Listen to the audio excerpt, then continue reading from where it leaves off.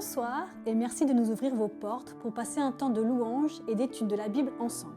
On s'installe confortablement, Bon Sabbat chez vous commence maintenant.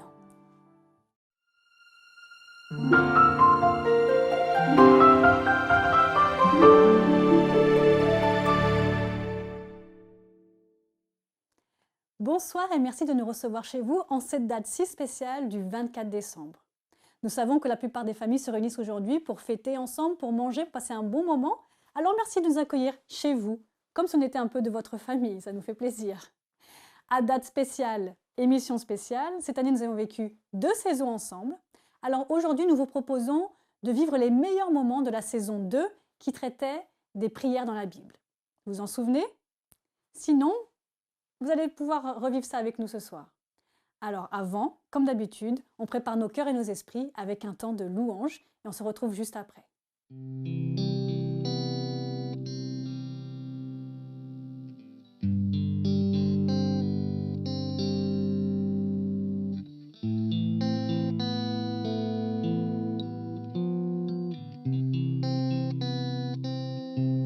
Si la lune me glace et le soleil menace, créateur des étoiles, mon secours est en toi. Si mes larmes ruissellent et que mon pas chancelle, créateur de la terre, mon secours est en toi. Je lève les yeux vers les hauts sommets. Toi seul est mon Dieu, je proclamerai. Toi seul est ma force, toi seul me restaure, mon secours est en toi. Toujours tu me portes, jamais tu ne dors, mon secours est en toi. Si la peur m'envahit et mon âme chavire, créateur de la vie, mon secours est en toi. Je lève les yeux vers les hauts sommets. Toi seul est mon Dieu, je proclamerai. Toi seul est ma force, toi seul me restaure, mon secours est en toi. Toujours tu me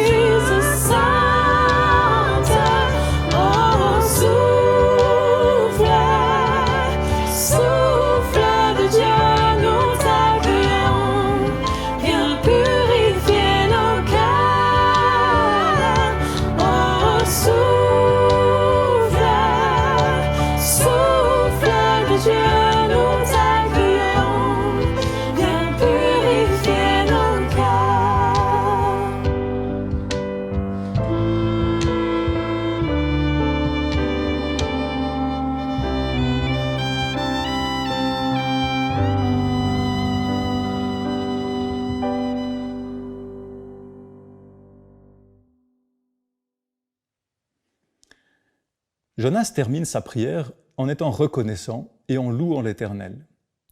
Il reconnaît qu'il a fauté et il s'engage à suivre la voie de l'Éternel. On sent que ce qu'il exprime est un débordement d'émotions. Il ne fait pas juste un sacrifice formel pour remercier Dieu par habitude.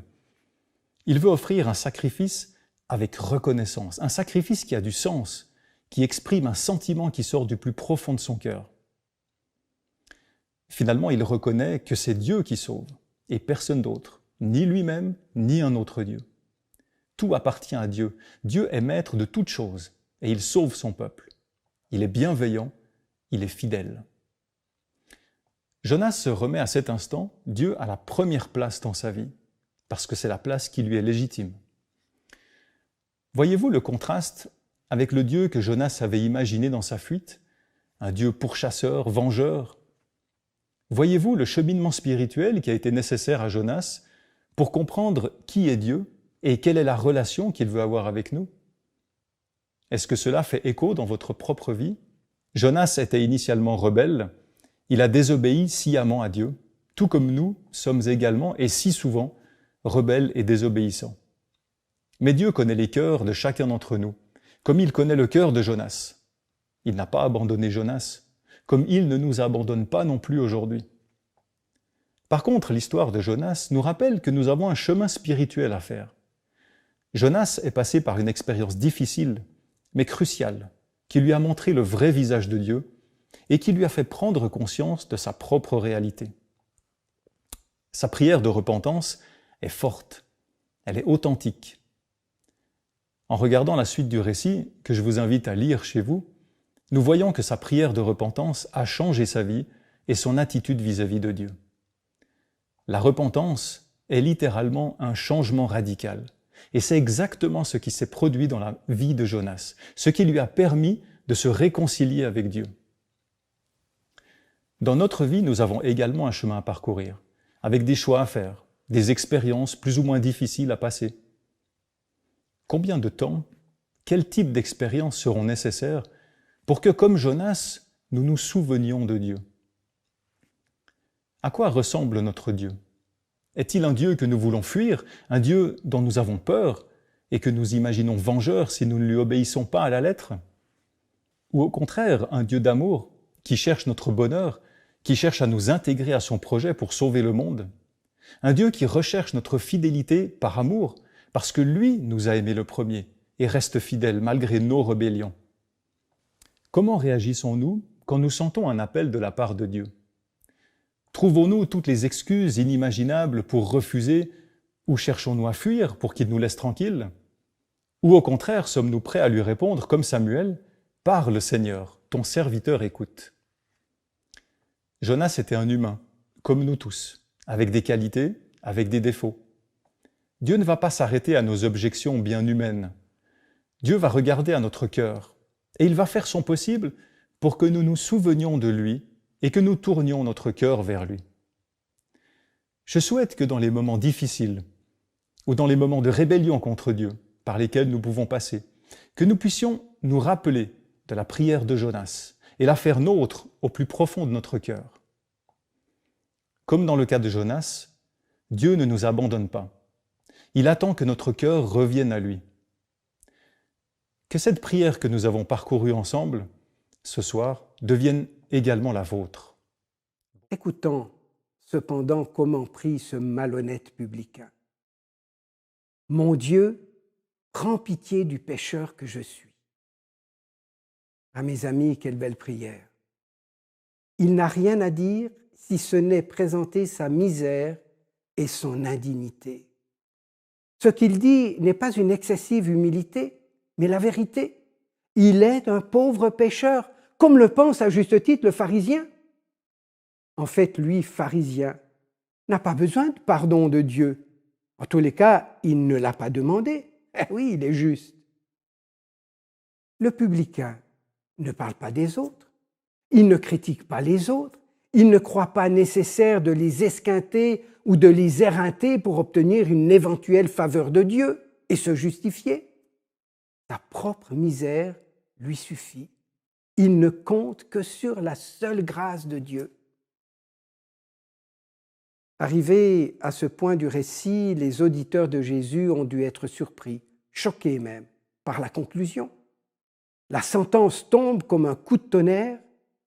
Qui s'élève sera abaissé et qui s'abaisse sera élevé. Rendez-vous compte, Jésus s'affirme juge d'une façon contraire à toute apparence. Comment oser dire du pieux pharisien si fidèle à la loi qu'il sera abaissé? Et comment oser prétendre que ce mécréant de publicain sera pardonné, donc élevé? Qui donc est cet homme pour affirmer de telles choses? Il est le Fils de Dieu, venu nous révéler que Dieu est amour, qu'il aime d'un amour gratuit, qu'il ne nous aime pas parce que nous sommes fidèles, mais qu'il nous aime malgré notre infidélité. Si nous sommes infidèles, lui reste fidèle, parce qu'il ne peut pas se renier lui-même. Notre Dieu est un Dieu souffrant avec le pécheur, un Dieu souffrant de mon péché. Personne n'est en deçà du salut et du pardon de Dieu. Si un collecteur d'impôts du temps de Jésus peut être justifié par Dieu, mais toute personne peut trouver le salut en Jésus. Donc, je vais lire le verset 18. « Mon Dieu, prête l'oreille et écoute.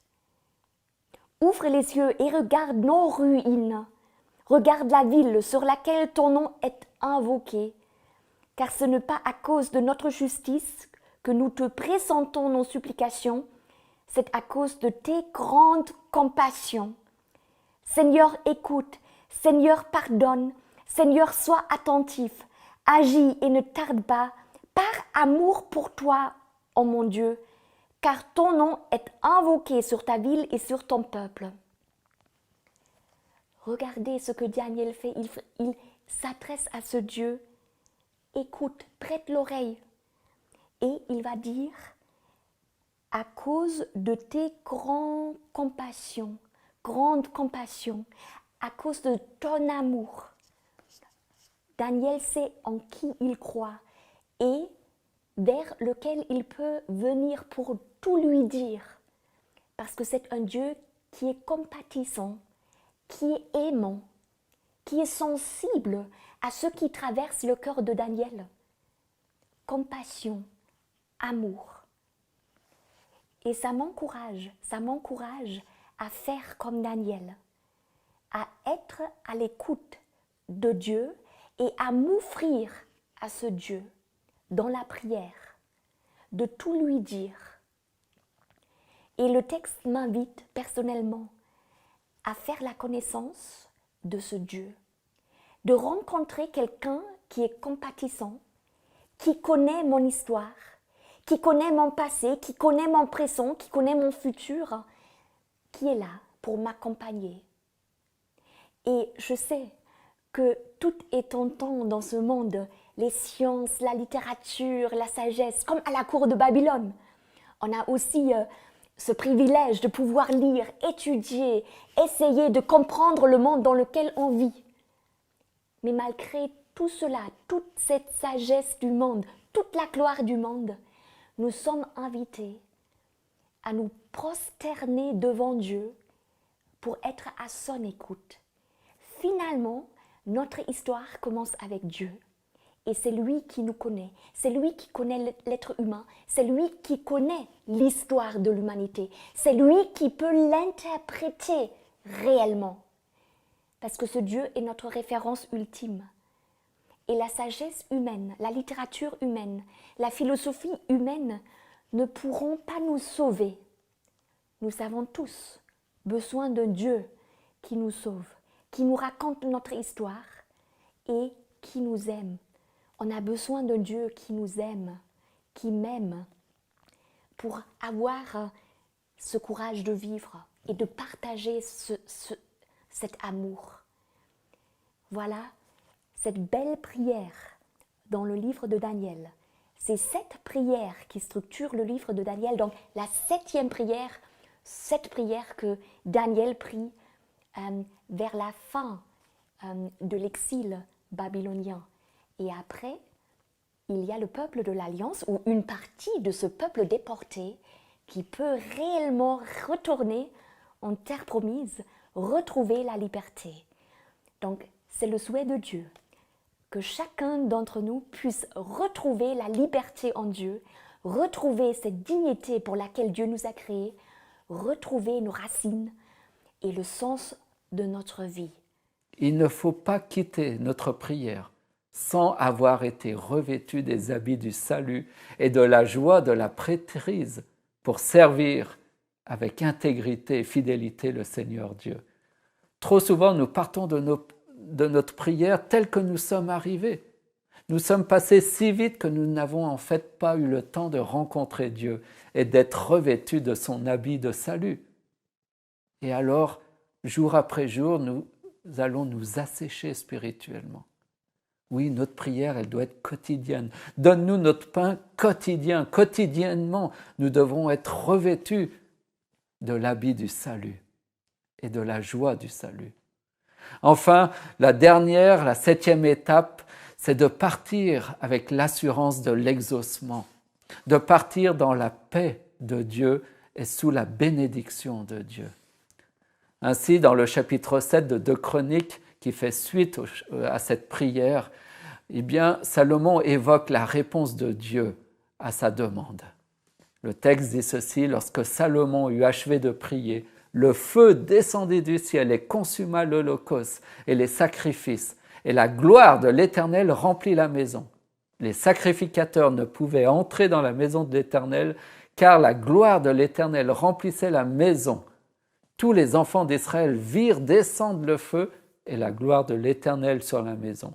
Ils s'inclinèrent le visage contre terre, sur le pavé, se prosternèrent et louèrent l'Éternel en disant « Car il est bon, car sa miséricorde durera toujours. » Voici l'expérience de la prière. Elle nous amène forcément à reconnaître que sa bonté, sa miséricorde, que sa grâce est grande et qu'elle durera toujours. Aujourd'hui, nous pouvons nous revendiquer de cette prière du roi Salomon.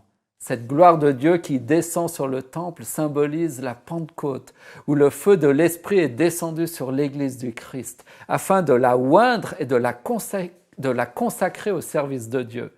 Aujourd'hui, cette prière nous invite à revenir de tout notre cœur, de toute notre âme à Dieu, selon ce modèle de prière.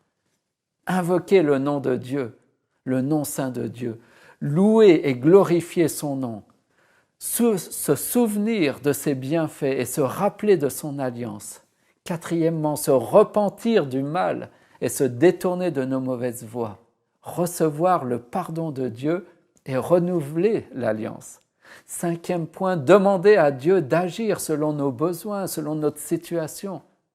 Sixième point, toujours se consacrer à Dieu et être revêtu de son habit du salut. Et le septième point, être béni, partir dans la paix et la bénédiction de Dieu.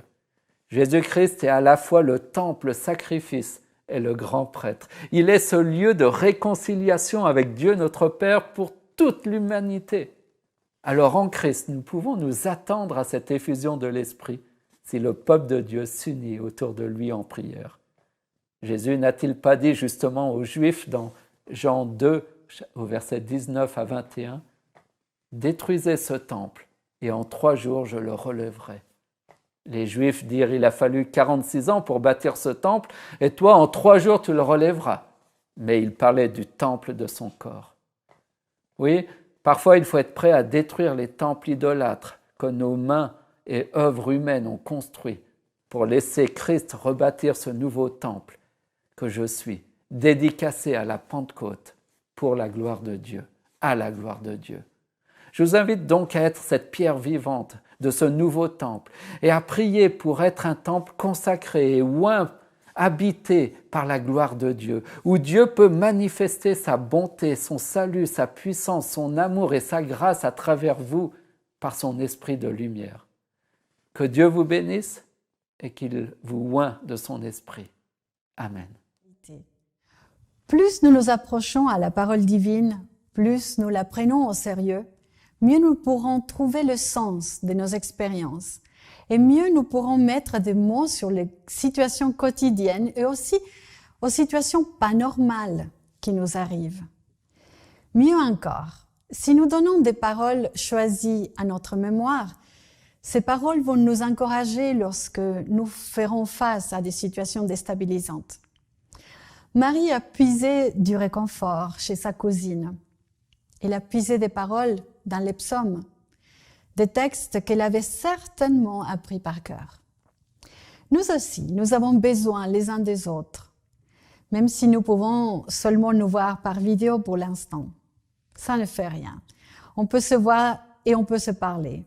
L'important, c'est de se chercher et de passer des moments ensemble. Et puis, nous avons besoin d'approfondir notre connaissance de la parole de Dieu. On peut la mettre en musique, on peut la chanter, on peut tout simplement la lire en guise de prière. Nous avons besoin de l'écouter et de réfléchir. Réfléchir sur cette parole en toute tranquillité. Nous commençons un nouveau sabbat et nous aussi, nous allons chercher le contact avec nos frères et sœurs, avec nos amis. Nous allons échanger des messages avec notre famille. Et nous allons aussi passer des moments plus intimes avec Dieu et sa parole. En quelque sorte, la prière de Marie est un miroir de l'expérience du sabbat. Les rencontres, les chants, la Bible, des moments dans la nature peut-être. Nous sommes fatigués du travail de la semaine et nous cherchons de la tranquillité. Nous avons peut-être aussi besoin de nous sentir compris et acceptés.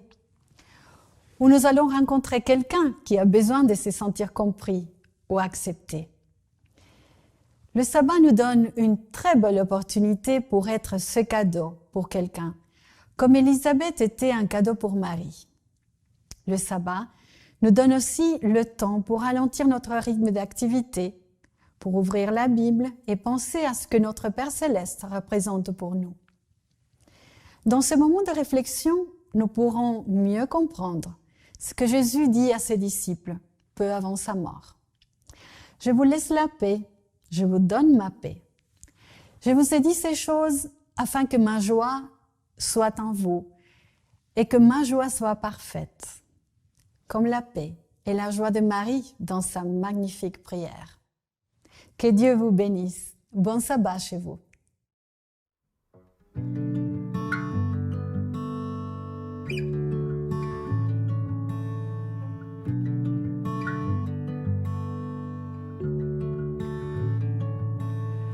Je viens vers toi dans le secret, en ta présence, je veux rester. Tu es, tu seras toujours là. Tout contre toi, près de ton cœur, je peux entendre ta voix, Seigneur. Tu es, tu seras toujours là. Ébloui devant toi, Éternel, ébahi par l'amour de ton ciel. Je suis là à tes pieds, je viens t'adorer. Je désire habiter près de toi.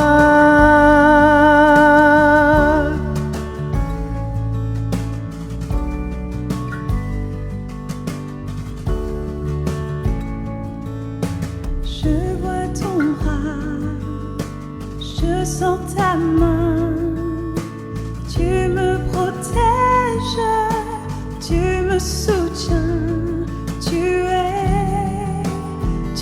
seras toujours là.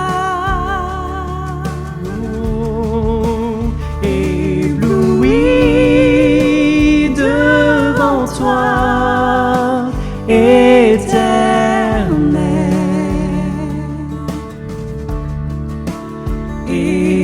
ébahi par l'amour de ton ciel. Je suis là à tes pieds, je viens t'adorer. Je désire habiter près de toi.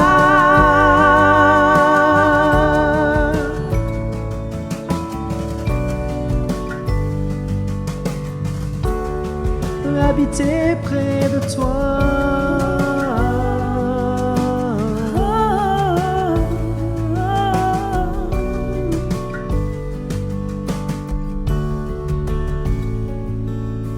Tu es ma lumière, en toi j'ai un Père,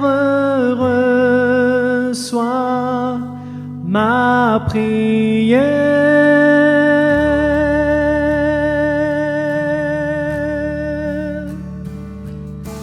Tu es ma lumière, en toi j'ai un Père, reçois ma prière.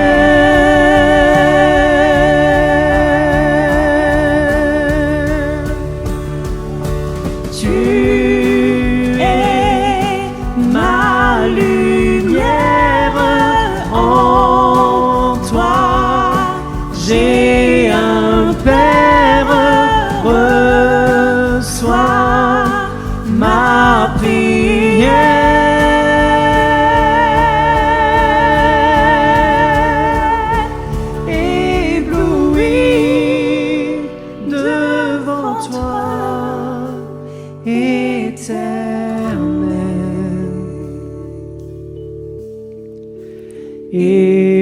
ébahi par l'amour de ton ciel.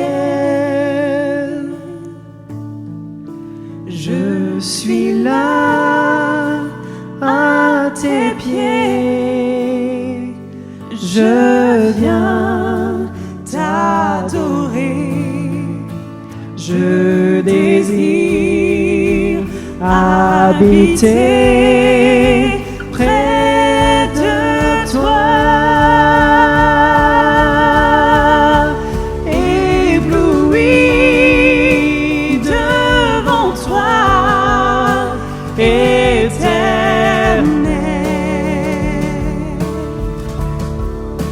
ébahi de ton ciel. Je suis là à tes pieds, je viens t'adorer. Je désire habiter près de toi.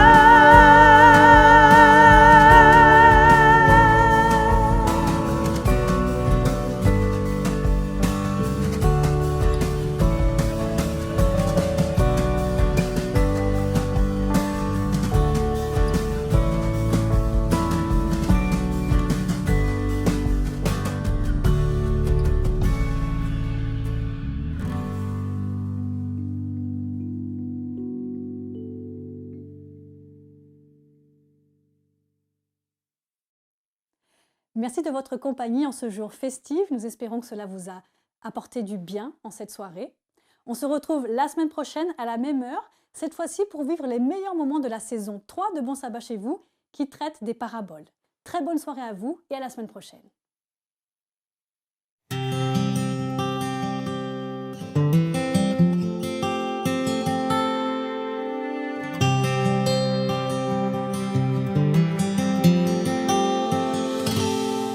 Souviens-toi du sabbat pour le sanctifier, car en ce jour, Dieu nous invite à venir le rencontrer dans son amour pour mieux